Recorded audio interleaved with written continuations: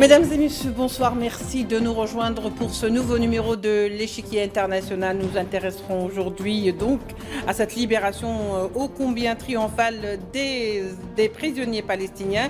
L'entité sioniste a donc procédé aujourd'hui à la libération des prisonniers palestiniens comme convenu dans l'accord de cessez-le-feu, même si après la dernière réception des corps de ces captifs, donc Netanyahou a menacé de suspendre les opérations d'échange en guise de mécontentement à l'encontre du Hamas, tenant tout le monde en haleine, y compris les Palestiniens qui attendaient avec impatience de voir leurs proches après des années de détention arbitraire. N'empêche que sur les 620 prisonniers qui devaient être libérés, seuls 596 l'ont été et bien entendu les 41 restants sont restés otages des caprices de Netanyahou et de l'entité sioniste, alors que 445 sont déjà arrivés à Gaza. Parmi les noms des détenus libérés figure celui de Naël Barouti, le plus vieux détenu palestinien dans les geôles sionistes. Il est enfin libre, amaigri et affaibli, certes, mais libre après 44 ans de cachot. Tout de suite les développements.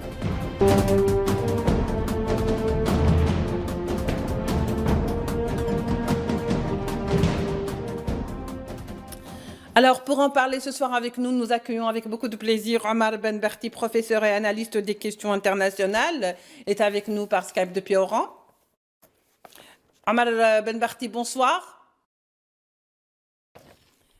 Omar Benberti, que nous allons certainement... Omar Benberti, bonsoir.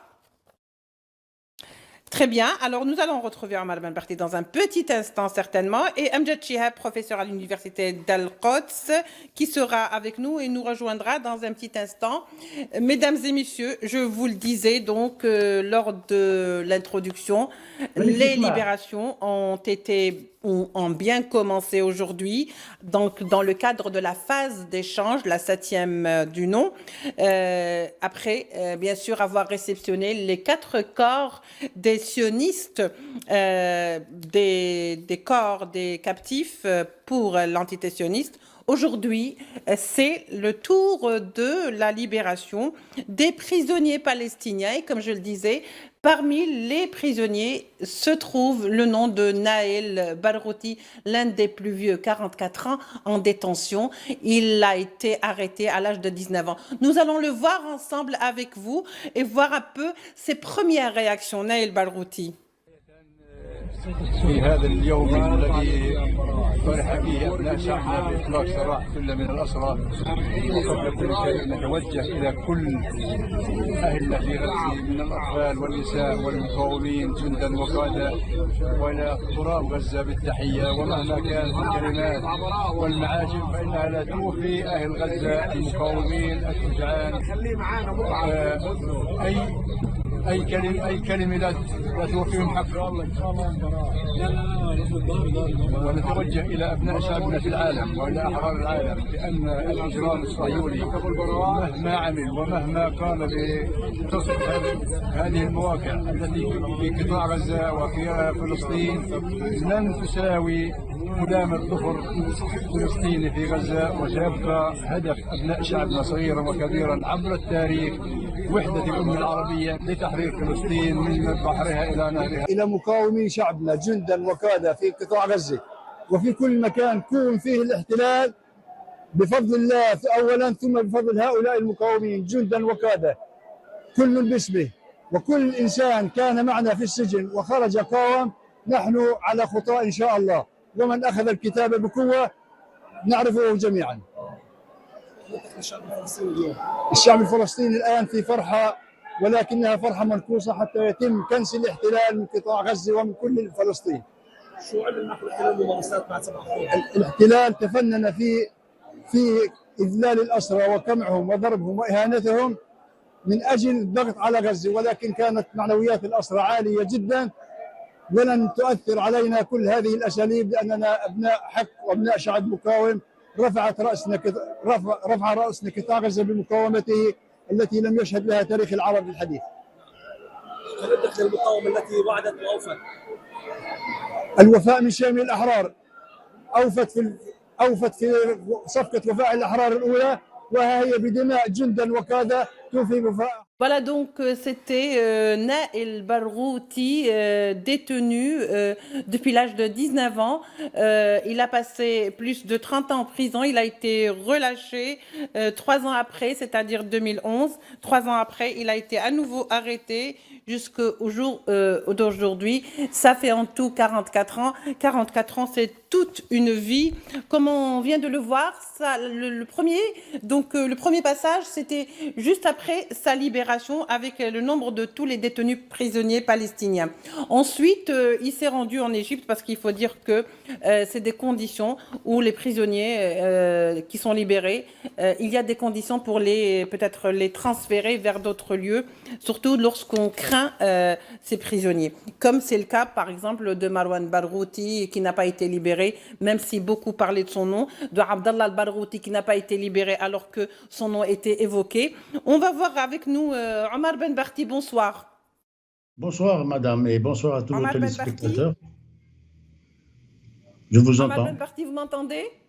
Ça va mieux maintenant, oui. Bonsoir, merci d'être avec nous. Alors je disais, c'est une première ou c'est un jour de joie, c'est une journée qui met du baume au cœur.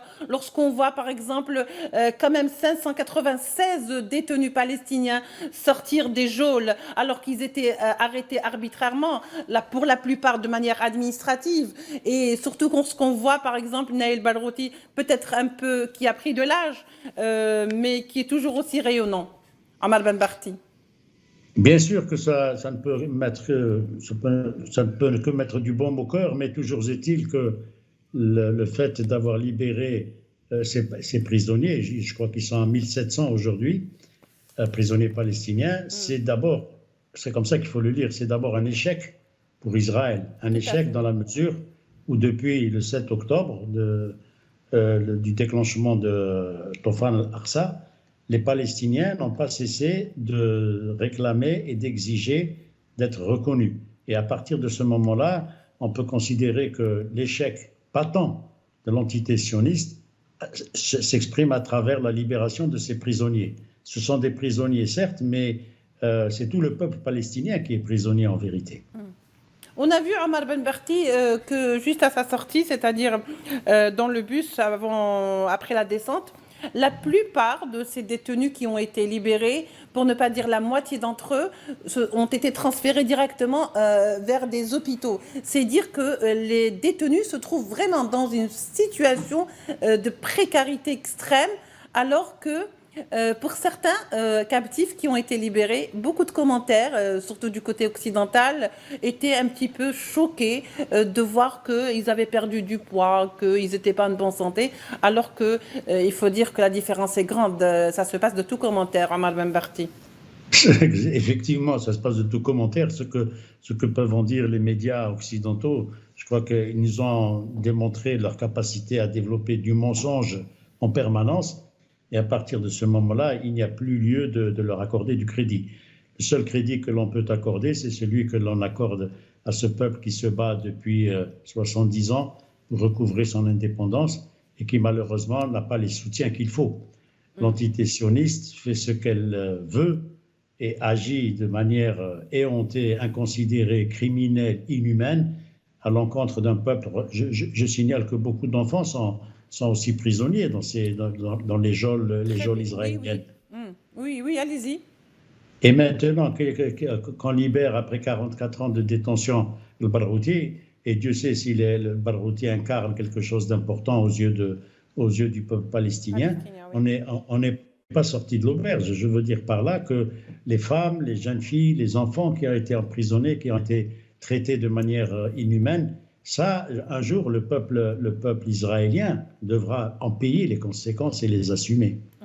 D'ailleurs, quand vous dites que effectivement, Dieu sait combien il en reste et qu'il reste encore des femmes et des enfants, ça c'est juste pour le rappel, parce qu'on va le faire. D'ailleurs, Omar Ben Barti, on va le faire. Ce rappel, il est très important. Alors, il y a eu les 4 captifs qui étaient donc réceptionnés par l'entité sioniste, morts, qui ont été enterrés avec tout le holà que l'entité sioniste aime faire à ses victimes. Ensuite, il y a les 620 détenus qui devaient être libérés. Sur les 600, il n'y en a eu que 596 parce que M. Netanyahou n'a pas beaucoup apprécié que la libération des otages se fasse dans le faste du côté Hamas. Et si vous voulez, il a fait un petit peu ses caprices. Donc, parmi ces détenus, il reste encore 41, et parmi ces 41, ou peut-être tous les 41, c'est des femmes et des enfants détenus dans les geôles palestiniennes, sionistes, qui n'ont pas été libérés. Bien sûr, ça fait partie aujourd'hui. Ça fait partie du jeu entre guillemets morbide de ce criminel qui s'appelle Netanyahou, qui fait tout pour empêcher que les choses se déroulent normalement. Et cela se comprend aisément lorsqu'on sait que depuis plus de 15 mois, ils ont bombardé jour après jour, pendant 24 heures sur 24, ils ont bombardé une petite bande d'une ville qui s'appelle Gaza. Ils ont bombardé des civils, ils ont tué des dizaines de milliers de femmes et d'enfants. Et cette personne qui est un criminel notoire, puisqu'il a été condamné par la Cour pénale internationale, lui et son armée soi-disant morale, ce sont des personnes qui ont du mal à encaisser qu'après 15 mois, ils n'ont pas pu venir à bout d'un organisme de résistance qui s'appelle le Qassam ou qui s'appelle Hamas ou qu'importe. Le problème, il n'est pas là. Le problème, il est que les gens qui sont morts du côté israélien, ceux qui ont été remis aux autorités israéliennes par les Palestiniens, en vérité, ils ont été tués par les bombardements israéliens. Et ça, l'Occident ne le dit pas, ne peut pas le reconnaître. Oui, ce sont des raids israéliens qui ont tué les captifs. Les captifs se trouvaient avec des Palestiniens et n'étaient pas dans un hôtel 3 étoiles. Donc les deux se trouvaient dans le même endroit. Si ça devait toucher des Palestiniens, pourquoi ça ne toucherait pas des Israéliens, je veux dire? Bien sûr, mais toujours est-il qu'ils ont été très bien traités, toujours est-il qu'ils ne les ont pas retrouvés, malgré tous les moyens qu'ils ont mis, qu'ils avaient à leur disposition, des moyens électroniques. Ils ont investi tout Gaza, ils ont investi la frontière, ils ont tout investi et ils n'ont jamais pu retrouver un seul des prisonniers faits par le Hamas. Donc ça démontre l'échec total de toute l'armada israélienne qui s'est mobilisée avec les services de sécurité, avec les traîtres et les harkis qu'il y a au sein de la population palestinienne, parce que comme dans toute population, comme nous aussi, nous avions connu ça, il y a des traîtres et des harkis parmi eux qui vendent pour un peu quelques poignées de dollars, qui sont capables de vendre les secrets de leurs compatriotes qui se battent. Donc, malgré tout ça, avec tous ces moyens, ils n'ont pas réussi à libérer un seul prisonnier. Et ils ont eu des cadavres, mais les cadavres, ce sont eux qui les ont assassinés, ce ne sont pas les Palestiniens. Ils les ont bien traités, les Palestiniens. Oui, c'est peut-être aussi pour ça, Omar Ben Barti, que Netanyahou a piqué cette colère, parce que, si vous voulez, ses collants lui ont reproché d'avoir été à l'origine, c'est-à-dire il aurait accepté plutôt de faire la paix, ça n'aurait pas donné ce résultat, au fait. Mais il n'aurait jamais pu faire la paix. Oui, tout à fait, ce n'est pas un homme de paix en tous les cas. Voilà, c'est quelqu'un qui est structuré de sorte qu'il attaque en permanence le peuple palestinien. Lui, dans ses écrits, dans tout ce qu'il a fait depuis qu'il fait de la politique, il a toujours nié l'existence des Palestiniens. Et ça, il fait partie de cette extrême droite, extrême fasciste et nazie, parce que ce sont de véritables nazis, ces gens-là, qui développent un discours aussi anti-pacifique et qui ne veulent en aucune façon reconnaître l'existence des Palestiniens. Or, ils viennent tous d'Ukraine, de Biélorussie, de Russie, etc. Aucun d'eux n'est natif de cette région. Et donc, il ne peut pas aujourd'hui sortir de cette logique. La seule façon pour lui d'en sortir, c'est d'aller en prison. Mais comme il sait que s'il quitte le pouvoir qui est le sien, il sera interdit de séjour dans de nombreux pays à travers le monde, à part ceux qui lui sur les pompes, mais il sera surtout aussi poursuivi par les tribunaux de son propre pays. Il y a beaucoup d'Israéliens qui ne sont pas d'accord avec ce qu'il a fait. Parce que la guerre qu'il a menée contre la bande de Gaza, c'est une guerre affolante. Oui. Jamais aucun peuple n'a mené une guerre pareille. Avant, on disait qu'il se battait contre les pays arabes. Il ne s'est battu contre aucun pays arabe. Il s'est battu contre des Palestiniens qui avaient les moyens de défense qui étaient les leurs. Une résistance sans plus. Oui, désarmé et comme vous dites, sans défense. Donc il y a deux aspects que peut-être il va falloir relever, vu qu'il avait menacé de suspendre, et ça ce qui s'est fait. Après, il y a eu quand même des négociations avec des médiateurs. De suspendre, si vous voulez, cet échange parce que pour lui, il a trouvé que les cérémonies étaient humiliantes pour ces captifs. Alors que les images étaient vraiment très parlantes, très disantes. On avait vu dernièrement le captif qui embrassait donc le soldat palestinien de Qassem, et personne ne l'a obligé de le faire. Donc peut-être que c'est humiliant pour Netanyahou, je ne sais pas. Il y a autre chose, deux aspects, Omar Ben Barti. Alors, il y a l'aspect, le fait que, par exemple, parmi les détenus, il y a des conditions qui sont imposées à des prisonniers qui ne doivent pas rester ni à Gaza, ni en Cisjordanie, mais qui doivent absolument quitter le territoire. On l'a vu avec Naïl El-Barouti, qui s'est déplacé donc au Caire. Peut-être qu'il n'a même pas eu encore le temps, si vous voulez, de voir sa famille comme il se doit. Ensuite, ça c'est la condition. Et puis il y a aussi cette autre condition, lorsqu'on avait des noms par exemple, qui étaient cités et qu'on ne les voit pas. Cela veut dire qu'il y a eu quelque part, si vous voulez, un peu un retour. Aujourd'hui, on est en train de reprocher, peut-être de soupçonner Netanyahou de vouloir remettre en cause ces accords de négociation. Tout à fait. Je crois que ça fait partie de sa stratégie, si tant est qu'il en ait une. Mais la seule stratégie qui est la sienne, c'est de mettre des bâtons dans les roues, parce que c'est un processus, tout ça. Il y a une première étape qui consiste à la libération des prisonniers entre les uns et les autres, mais il y a aussi une deuxième étape qui consiste justement à maintenir un cessez-le-feu et à faire en sorte que les Palestiniens puissent rentrer dans une étape de négociation, etc. Oui. Le statut de Gaza n'est pas encore discuté. Bon, bien entendu, c'est vrai, les Palestiniens ne sont pas encore d'accord entre eux. Il y a des velléités de leadership importantes, puisqu'ils sont divisés, bien qu'il y ait eu des efforts faits de part et d'autre, aussi bien par l'Algérie que par d'autres pays arabes, pour essayer d'unifier leurs rangs. Oui. Et lorsque vous voyez l'attitude de l'OLP par rapport à Hamas, ou par rapport à Azzeddine al-Qassam... Oui, mais on a vu quand même que, oui, les derniers temps, face à cette question de libération, quand même, les voix se sont unies, parce que la cause est la même pour tout le monde. En apparence, oui. espérant que dans les faits, cela se réalise, parce que le statut de Gaza n'est pas encore définitivement clarifié, aussi bien du côté palestinien, du côté des pays arabes qui chacun creuse sa petite fosse comme il peut, mais surtout aussi du côté sioniste, du côté de l'État d'Israël, où un homme comme Netanyahou n'a en tête que de poursuivre la guerre, parce que dans son esprit, il ne peut pas fonctionner sur un registre de paix. Parce que qui dit paix, dit négociation avec l'entité palestinienne, et ça, il n'en veut pas. Le type, il n'en veut pas depuis le début. Il a toujours clamé haut et fort qu'il ne voulait pas discuter avec les Palestiniens. Donc, il faut être clair avec ce que l'on veut faire.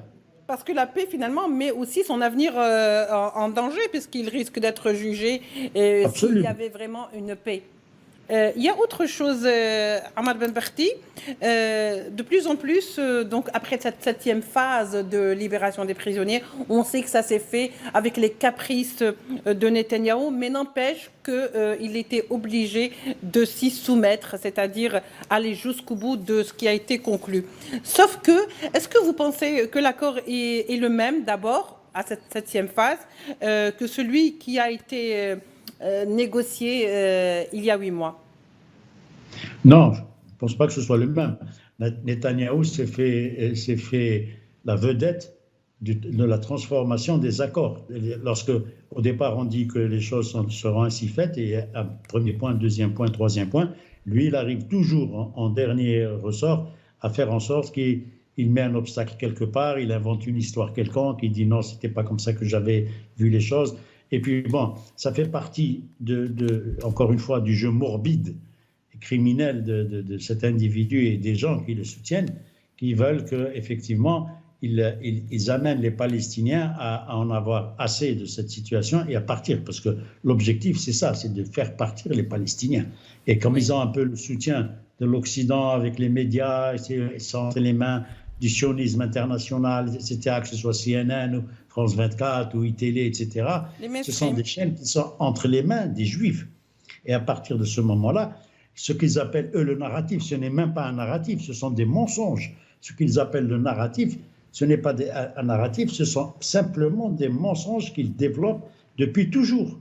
Et ils ne cesseront de le faire. Donc, dans sa démarche, lui, s'il pouvait stopper ce processus, il le stopperait. Pourquoi? Parce qu'il n'y a aucun intérêt, premier point. Deuxième point, c'est parce qu'il a la pression des Américains qui le lâchent un petit peu. Il n'y a plus Joe Biden et Anthony Blinken.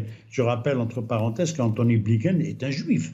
Je rappelle que Madeleine Albright, c'était une juive, etc. Tous ces gens-là n'ont qu'une idée en tête, c'est de faire en sorte que les Palestiniens disparaissent et que les pays arabes restent des petits États comme ça, Jordanie, Qatar, Émirats, etc. Et que jamais, ni l'Arabie Saoudite, ni l'Égypte, ni l'Algérie ne pourront un petit peu leur tenir tête. Mais ça c'est le cours de l'histoire, ils n'y pourront rien. Quel que soit X, l'histoire fera que les Palestiniens auront leur patrie et auront leur capitale. Et ça, c'est les accords de 67. Ils n'y échapperont pas. J'allais vous dire, Omar Ben Barty, que pensez-vous justement de ces libérations quand même contre, par exemple, 2 ou 3 captifs? On a affaire à 500, 600 détenus. Moi, quand j'ai vu ces nombres qui étaient énormes, je me suis dit, mais c'est toute la Palestine qui finalement était dans les geôles des Israéliens. Parce que finalement, on se rend compte que c'est des nombres effarants, sans parler du fait qu'il y a des gens comme Marwan, il est rentré à 19 ans, il a été arrêté, hein, il n'est pas rentré de son plein gré. À l'âge de 19 ans, il en ressort à 70 ans. Il y a des enfants, il y a des adolescents, et ça, personne n'en parle. Le CICR n'en parle pas. Le CICR, par exemple, ne s'offusque pas du fait que des enfants sortent complètement, par exemple, avec le corps mutilé, des femmes également. Et ça, qui devrait dénoncer ce genre de choses? Il n'y a que nous qui pouvons les dénoncer.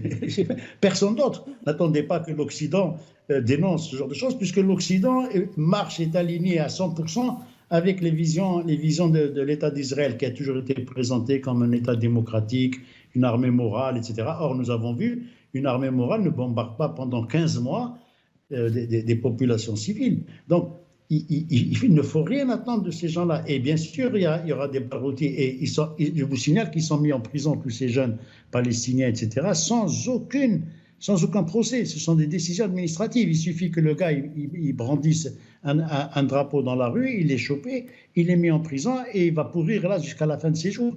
Donc, ce qu'a fait le Hamas, c'est ça qu'il ne faut pas perdre de vue. Ce qu'a fait le Hamas a fait tomber les masques, a dévoilé la complicité horrible de certains régimes arabes et a dévoilé l'horreur de l'État sioniste qui développe des pratiques, mais pire que les nazis. C'est-à-dire ce qu'ils ont fait, c'est le génocide. C'est ce que rappelle un petit peu l'Algérie à la France aujourd'hui. Ce qu'ont fait les Français, nous on a dit bon, on va oublier, on va tourner la page. On n'oublie pas effectivement. Mais maintenant que vous nous cherchez, on va vous sortir tout ce que vous avez fait dans notre pays. Et c'est des millions de personnes qui ont été massacrées. Et les Palestiniens, depuis 70 ans, ils subissent la même chose. Ils subissent les mêmes tares, la même domination et les mêmes horreurs. C'est ça qu'il faut reprendre en compte. Lorsque Ahmed Zabana avait été le premier guillotiné, mais combien de guillotinés y a-t-il eu après lui? On les a oubliés. Oui. Mais il faut les rappeler. Il faudrait que nous fassions un travail pour dire bon, on va vous montrer, vous les Français, combien de personnes vous avez guillotinées dans notre pays. Oui. Et combien de personnes ont été jetées par les hélicoptères. Oui. Et ainsi de suite. Et Ouzid. Oui. Un travail de mémoire est un devoir finalement. Omar Ben Barty, alors je disais tout à l'heure pour juste quelques secondes, alors on rentre dans une deuxième phase des négociations. Est-ce que vous pensez réellement qu'on va aller vers un cessez-le-feu, mais cette fois-ci définitif? Non. Moi, je n'y crois pas. Vous n'êtes pas du tout optimiste. Ce qui est pris par la force ne saura être repris que par la force. Les Palestiniens ont compris, parce que l'enfant palestinien d'aujourd'hui, celui qui a 10 ans et dont le père a été tué ou la mère a été tuée par les bombardements de Tsahal, de l'armée sioniste, comment voulez-vous qu'ils réagissent dans 5 ans, dans 10 ans? Ces gens-là n'oublieront jamais, jamais ne pourront oublier le mal, les horreurs, les tortures. Là, vous savez cité le nombre effarant de prisonniers. Ils ont libéré 5 contre 600, etc. Mais c'est normal, c'est tout un peuple qui est prisonnier. C'est pas seulement les Palestiniens qui vivent à Gaza et en Cisjordanie. C'est un peuple qui est mis sous séquestre et qui est massacré au jour le Très jour. bien. Oui. Merci beaucoup, Omar Benberti, pour cet éclairage. Je rappelle que les Palestiniens, tout comme donc la nation arabe, vont célébrer le Ramadan, leur deuxième Ramadan, dans la douleur certainement, mais en tous les cas pour beaucoup avec leurs proches, surtout ceux qui sont donc libérés, même si beaucoup reste à faire à ça. Merci beaucoup, Omar Benberti. Merci à vous de nous avoir prêté attention. On se retrouvera demain pour un nouveau numéro de l'Échiquier international. Au revoir.